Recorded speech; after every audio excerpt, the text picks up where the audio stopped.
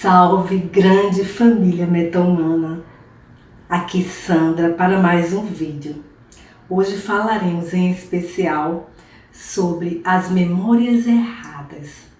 Antes de iniciarmos propriamente o assunto, eu quero trazer aqui uma história que ela foi extraída do livro O Grande Livro do Ho'oponopono.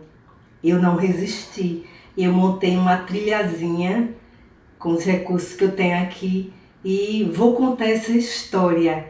Na sequência, comentaremos sobre as memórias erradas na visão da PNL. Em 1957, um grupo de monges recebeu a tarefa de levar de um templo para o outro um Buda gigante de argila. O mosteiro deles devia ser deslocado para permitir a construção de uma rodovia que atravessaria Bangkok.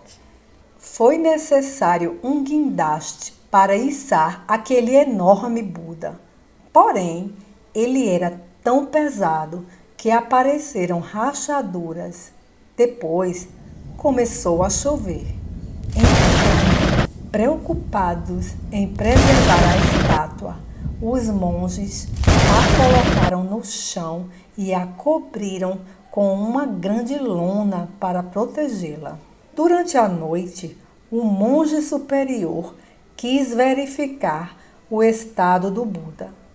Ao ligar uma lanterna para ver se a estátua havia permanecido seca, ele percebeu no lugar em que as rachaduras haviam aparecido um reflexo brilhante. Isso o intrigou e, ao olhar de perto, pareceu-lhe que a argila estava escondendo outra coisa. Na mesma hora, ele foi buscar um martelo e um cinzel e começou a retirar pedaços de argila no lugar da rachadura. À medida que o trabalho avançava e que o monge derrubava pedaços de argila, o Buda ia se tornando cada vez mais brilhante. Ao cabo de um esforço que durou a noite toda e após ter retirado a totalidade das camadas de argila que o envolviam, o monge teve a imensa surpresa de ver aparecer diante de si um magnífico Buda de ouro maciço.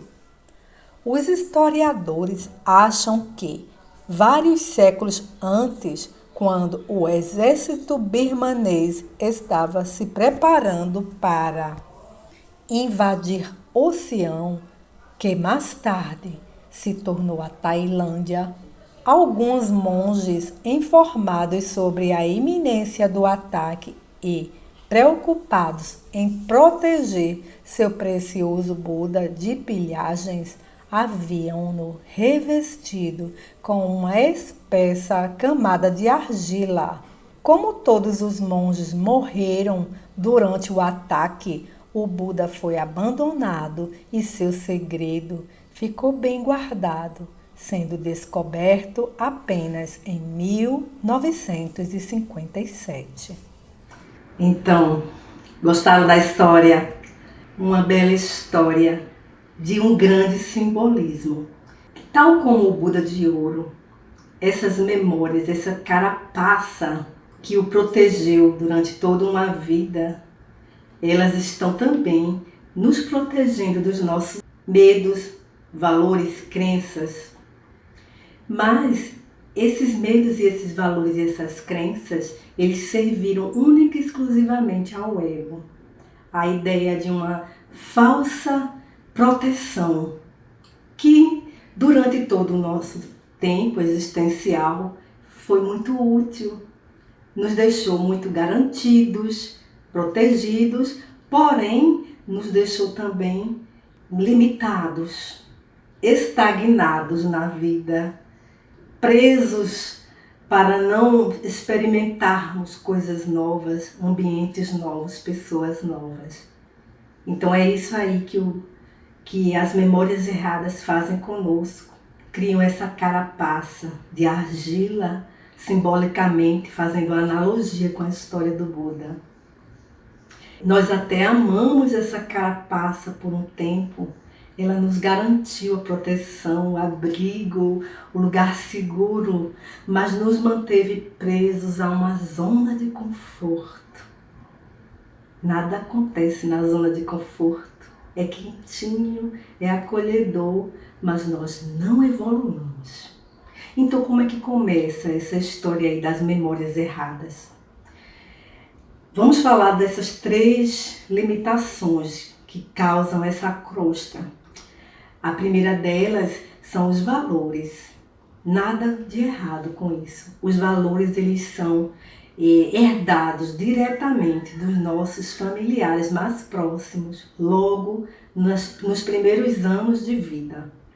São valores que nós adquirimos do nosso pai, da nossa mãe, dos nossos cuidadores mais imediatos, sejam eles quem forem. E esses valores nós adquirimos porque nós fazemos uma certa barganha para agradarmos, para sermos aceitos. Nós vamos adquirindo hábitos, comportamentos, formas de ver o mundo dos nossos pais. E isso vai nos causar limitações, comportamentos e decisões equivocadas na vida adulta. Vai nos paralisar. Por exemplo, eu estava assistindo recentemente a um canal, nada a ver com a temática, é o Mateus Matando a Grito. De vez em quando a gente está lá, né, na timeline, passando, e a gente vê uma coisa que chama atenção e que vai servir para dar um exemplo. Ele mostrava a situação de uma garotinha, uma mini pastora. E essa mini pastora, ela fala igual, é bem adultizada. Ela usa aquele discurso afrontador e ela usa 2 iPhones para fazer as metáforas dela de pregadora. Então, é muito assustador de ver, porque é uma criança ainda. E ela já tem todos os trejeitos, toda aquela base comportamental de um adulto, sabe? As expressões faciais, a entonação da voz, a forma de falar. É assustador. Mas por que isso acontece? Porque, em essência, ela aprendeu a fazer isso com os imediatos dela e para agradar. Aí vai se criando um indivíduo, um ser humano que não está refletindo nas variáveis da vida, não está sendo oferecido para ela outras opções de entendimento da vida. É aquilo, e isso ela passa de uma forma muito irritante, por sinal, para os demais, para as pessoas, e ela ganha likes em cima disso, o que é pior, né? E vai tornar você uma pessoa com um comportamento distorcido, recortado da realidade, e você acha que aquilo é o certo e é inconsciente. A base disso tudo aí é inconsciente. Então vamos passar agora para as crenças. As crenças também vão entrar muito aí nisso aí que eu falei, desses valores dessa menina, a mini pastora. Porque são as crenças, as que a gente pode melhor exemplificar são as crenças das religiões. E é uma verdade não verificada, que essa verdade, você tem ela como o céu é azul, a grama é verde. E só, e ponto. Dali não passa. E as crenças religiosas é um exemplo, mas existem muitas outras crenças. A gente adquire também grande parte dela na nossa formação infantil, mas nada impede que no decorrer de toda uma vida essas crenças vão sendo acrescentadas na nossa criação profissional, da comunidade religiosa, familiar. E tanto quanto os valores, elas são limitantes também.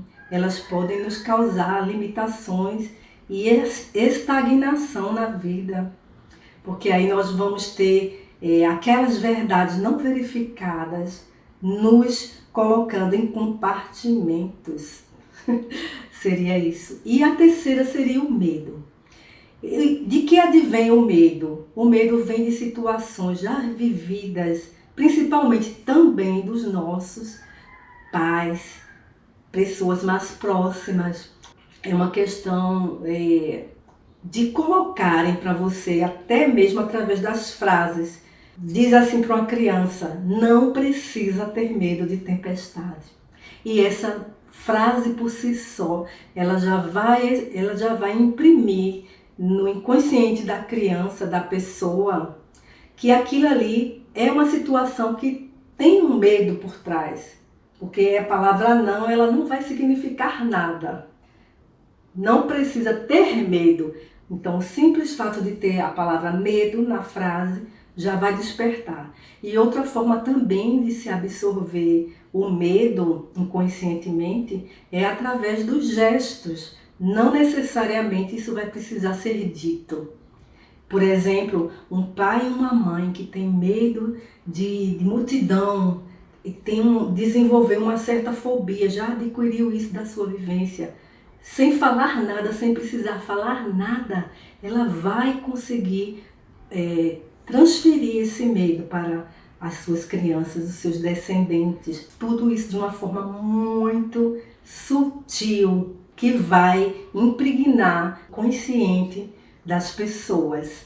Em resumo, as memórias erradas, elas estão na base desses 3 fatores limitadores, paralisantes, que vão nos levar a tomar decisões equivocadas e assumir comportamentos limitadores e, consequentemente, vai nos barrar na evolução do crescimento pessoal em todas as áreas. Agradeço a quem assistiu até aqui. Peço que se inscreva no canal, deixe o seu like, pois isso nos ajuda bastante a divulgar o conteúdo e a crescimento do canal. Eu espero que todos fiquem bem. Fiquem todos com Deus e até o próximo vídeo. Amo vocês.